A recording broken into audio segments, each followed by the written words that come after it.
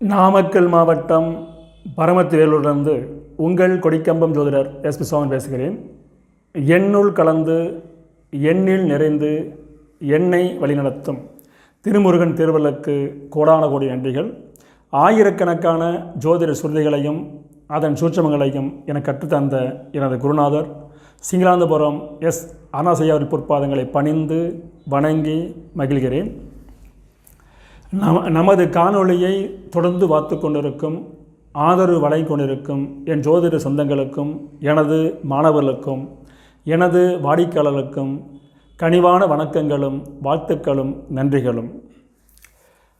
நமது காணொளியை கண்டு நம்மை நேரில் சந்தித்த ஜோதிட உள்ளங்களுக்கு நெஞ்சான நன்றியை கூறிக்கொள்கிறேன். குறிப்பாக 13/3/2026 வெள்ளிக்கிழமை அன்று எம்மை சந்தித்த சென்னை நந்தகுமார் அவர்களுக்கும், திருச்செங்கோடு தேவி அவர்களுக்கும், சேந்தமங்கலம் பூபதி ராஜா அவர்களுக்கும், திருச்சி சத்திரம் மோகனையா அவர்களுக்கும், புதுக்குளத்துப்பாளையம் ராமசாமி அவர்களுக்கும் நெஞ்சார்ந்த நன்றியை கூறிக்கொண்டு நமது காணொளியை காணலாம். நாம் இந்த பதிவில் காண இருப்பது அற்புதமான தலைப்பு. 12ஆம் அதிபதி பாம்பை கூடலாமா என்ற தலைப்பில் ஒரு சிறிய கருத்தை தெளிவாக பேசுவோம். அதாவது கர்மாவை ரெண்டாக பிரிக்கலாம். சுபகர்மா, அசுபகர்மா என்று சொல்லி. இந்த கர்மாவை வெளிப்படுத்துவதில் ராகுகேதுக்கு முக்கிய பங்கு இருக்கிறது.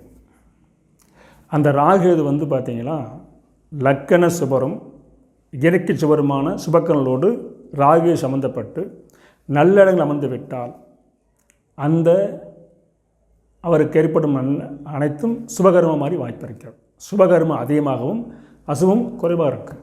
அதே நேரத்தில் இயற்கை பாவரும் அசுபாதிபதி பெற்ற கிரகமும் இரண்டும் கலந்து அவரோடு ராகு சம்பந்தப்பட்டு விட்டால் அது அசுப கர்மா, தீய கர்மா என்று எடுத்துக்கொள்ளலாம். அதாவது துன்பங்களை அதிகம் சந்தித்து நல்லது குறைவாக இருக்கும், கெட்ட பலன் அதிகமாக இருக்கும்.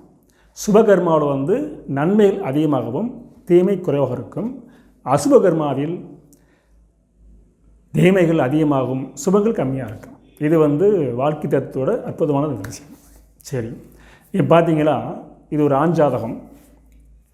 ஸ்க்ரீனில் பாருங்கள். 10/1/1969 11:30 AM. இவர் இப்போ நட்சத்திரம் பார்த்தீங்களா, அஸ்த நட்சத்திரம், முதல் பாதம், கன்னி ராசி, லக்ன மீன லக்கணம், லக்னத்தில் சனி பகவான், ராகு. லக்னத்துக்கு 7 கன்னியில் சந்திரன், குரு, கேது. லக்னத்தில் சனி, ராகு பகவான். லக்னத்துக்கு 7 சந்திரன், குரு, கேது. லக்னத்துக்கு 8 துலாத்தில் செவ்வாய். லக்னத்துக்கு 10 சூரியன், 11 புதன், 12 சுக்கரன். அதாவது கும்பத்தில் சுக்கரன், மகரத்தில் புதன். நவாம்சம் எடுத்துக்கிட்டிங்களா, விருச்ச லக்கணம், லக்கணத்தில் சூரியன், மகரத்தில் செவ்வாய் சுக்கரன், கும்பத்தில் சனி பகவான், மேசத்தில் சந்திரன், குரு, கேது, ரிஷபத்தில் புதன், சிம்மத்தில் சூரியன், சிம்மத்தில் கடகத்தில் யாரும் இல்லை, துலாத்தில் ராகு, இவ்வளோதான். ரிஷபத்தில் புதன். இது நீங்கள் செக் பண்ணி பார்த்துக்கங்க. ஓகே, இப்போ பார்த்தீங்கன்னா இவர் நம்மகிட்ட காணொளி பார்த்துட்டு வர்றார். இவர் ஒரு செல்வந்தர், அடிப்படை சொத்து பலமாக இருக்கிறது, நல்ல குடும்பம், திருமணம் முடிஞ்சிருக்கு, குழந்தைகள் இருக்காங்க, நல்ல தொழில் செஞ்சிட்ருக்காரு, பொருளாதாரத்துக்கு பஞ்சம் இல்லை, சமூக சந்தஸ்துக்கு பஞ்சம் இல்லை, செல்வாக்கான ஜாதகம் தான். ஆனால் இவருக்கு சனீஸ் வந்தோடனே ஒரு சம்பவம் நடந்துச்சு. அந்த சம்பவத்தால் இவருக்கு உடலில் ஒரு இடதுகால் உச்சமாயிடுச்சு, முழங்காலுக்குள்ள எடுக்கப்பட்டாச்சு. பார்த்தீங்களா, அதுக்கு என்ன காரணம்? இவர் ஜோதிட ஆர்வலர், நிறைய நூலெலாம் படிச்சிருக்காரு, வீடியோலாம் கேட்பார், நிறைய ஜோசியர் பார்த்துருக்கார். இது மாதிரி ஒரு சம்பவம் நடந்ததுக்கு என்ன காரணம் என்று யாராவது தெளிவான கருத்து சொல்லுவாங்களா என்று தெரிவிக்கார். பொதுவாக விளக்கம் சொல்கிறாங்களே தவிர அவருக்கு திருப்தியான ஒரு கருத்தை சொல்ல. ஆனால் ஒவ்வொருத்தரை பார்த்துக்கிட்டே போகிறாரு. எங்கிட்ட அந்த வழியில் எங்கிட்ட ஜாயிண்டாக சந்திக்கிறாரு. அடியன் சொன்னது வந்து ஒரு பாடலை பாடி, ஆனால் அவர் கால் வந்து இல்லாது கண்டுபிடிக்க முடியாது, புரிஞ்சுக்குங்க. கால் வந்து குறைன்னு கண்டுபிடிக்க முடியாது. ஃபேண்ட் போட்டிருக்காரு, கண்டுபிடிக்க முடியாது.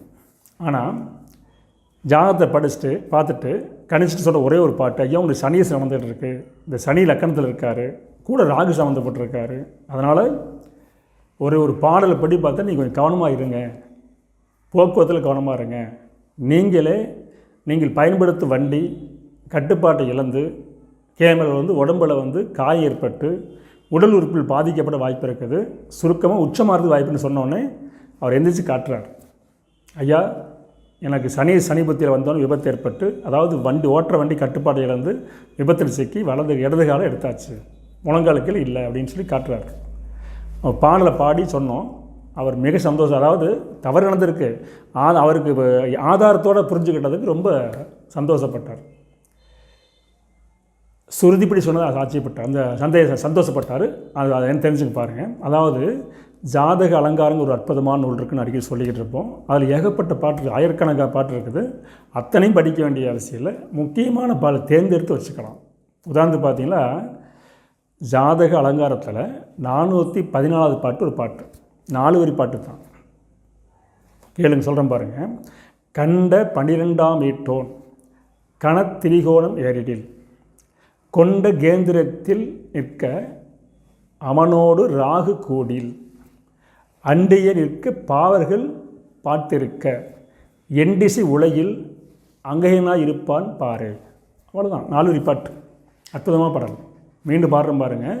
கண்ட 12ஆம் ஈட்டோன் கனத்த திரிகோணம் ஏறி கொண்ட கேந்திரத்தில் நிற்க அவனோடு ராகு கூடில் அண்டிய நிற்க பாவர்கள் பார்த்திருக்க எண்டிசி உலகில் அங்கையனாய் இருப்பான் பாரு. இவ்வளோ பாட்டு. ஒரு ஜாதகத்தில் லக்கணத்துக்கு 12ஆம் அதிபதினு சொல்லக்கூடிய கிரகம் 1 4 7 10 இருந்தாலும் சரி, 5 9 திரிகோணத்தில் இருந்தாலும் சரி இருந்து அவரை பாவகரம் பார்த்து விட்டால் அந்த ஜாதகனுக்கு உடல் உச்சமாகும், உடல் குறைபாடு ஏற்படுங்கிறது, அங்கேயனா ஏற்படுங்கிறது பாடல். இவர் பாருங்கள், பிறக்கும்போது சந்திரன் 9 வருஷமாக சந்திரன் செவ்வாய் ராகு குரு அதுவரை இந்த பிரச்சனை இல்லை.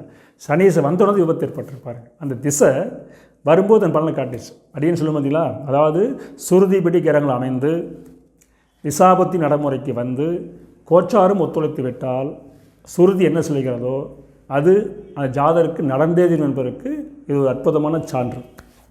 சரி, இது பாடல்படி கிரகம் அமைஞ்சிருச்சு, திசாபுத்தி வந்துருச்சு, விபத்தில் சிக்கிட்டார், உடல் உச்சமாயிருச்சு, இதெல்லாம் பாடல்படி ஓகே.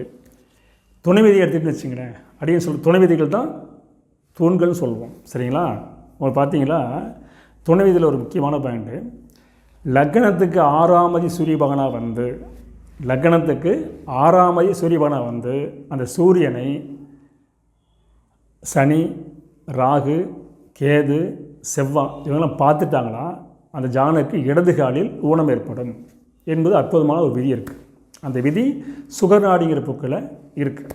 இவர் பாருங்களேன், 6ஆம் அதிபதி யார்? சூரியன். எங்கே இருக்கார்? தனுசில் இருக்கார். அவர் யார் பார்க்குறா? சனி பகவான் பார்க்குறார், ராகு கூடி பார்க்குறார். இப்படி பார்த்துட்டாவே அந்த ஜாதருக்கு வலது இடது காலில் உச்சம் ஏற்படும், முழங்கால கீழே ஊனம் ஏற்படும் பாட்டு ஒன்றாச்சுங்களா? அடுத்த பதி பார்த்தீங்களா, ஒரு ஜாதருக்கு லக்னத்துக்கு 12ஆம் அதிபதிக்கு 4 தொடர்பு ஏற்பட்டு விட்டால், கூட பாம்பு சம்மந்து விட்டு விட்டால் அவருடைய வாகனம் கட்டுப்பாட்டை இழக்கும். இவருக்கு பாருங்கள், சனீசை வந்துச்சு, சனி பகவான் பாருங்கள் ரேவதி சாதத்தில் இருக்கார். ரேவதிக்குரிய கிரகம் புதன், புதன் லக்கணத்துக்கு 4ஆம் அதிபதி. அப்போ 4ஆம் அதிபதியும் 12ஆம் அதிபதி தொடர்பு இருந்து பாம்பு சம்மந்தப்பட்டால் தான் இயங்கும் வாகனம் கட்டுப்பாட்டை இழக்கும். இது அற்புதமான விதி, நீ அனுபவத்தில் பாருங்கள். இந்த நான் 12ஆம் அதிபதி 4ஆம் சம்மந்தப்பட்டு பாம்பு ஓடினவங்க வண்டி எங்கே வெளியே போனால் 80 தூரம் போனால் வண்டி செக் பண்ணிட்டு தான் போகணும். அசால்ட்டாக போகிறாங்க, தன் கட்டுப்பாட்டு இழக்கும், பிரேக் பிடிக்காம ஏதோ ஒரு இழக்கும். அப்போ கவனம் தேவை. இது ஒரு அற்புதமான விதி நடந்திருக்கு. ஆச்சு. அடுத்து பாருங்கள், ராசிக்கோ லக்கணத்துக்கோ 1 8 சம்மந்தப்பட்டால் விபத்தை தானே தேடிக்கொள்வாங்க. 4 8 சம்மந்தப்பட்டால் விபத்து ஒன்றுக்கு ஒன்று நேரடி மோதுவாங்க. 1 8 சம்மந்தப்பட்டால் தானே போய் விபத்தை சந்திப்பாங்க. அதாவது வாகனத்தில் மோதாமல் வேறு எங்கேயாவது மோதுறது, மேலேருந்து கீழே விழுந்துறது, போய் இடிக்கிறது, போய் முட்டுறது, அது மாதிரி செஞ்சுருவாங்க. இவர் பாருங்களேன், லக்னத்துக்கு ராசிக்கு பாருங்கள், ராசி பார்த்தீங்கன்னா ராசி கன்னி ராசிக்கு அதிபதி யார்? செவ்வாய், புதன். கன்னி ராசிக்கு அஷ்டமாதிபதி யாருங்க? அஷ்டமாதிபதி செவ்வாய். 4ஆம் பார்வையா புதனை பார்த்துருவார். அப்போ 1 சம்மந்தப்படுதுங்களா? 1. இன்னொன்று பார்த்தீங்களா, இந்த லக்கணத்துக்கு நடக்க திசை சனி திசை கூட ராகு சம்மந்தப்பட்டிருக்கார். இப்போ இந்த லக்கணத்துக்கு அஷ்டமாதி யாருன்னு கேட்டிங்கன்னா, அஷ்டமாதி சுக்கரன்.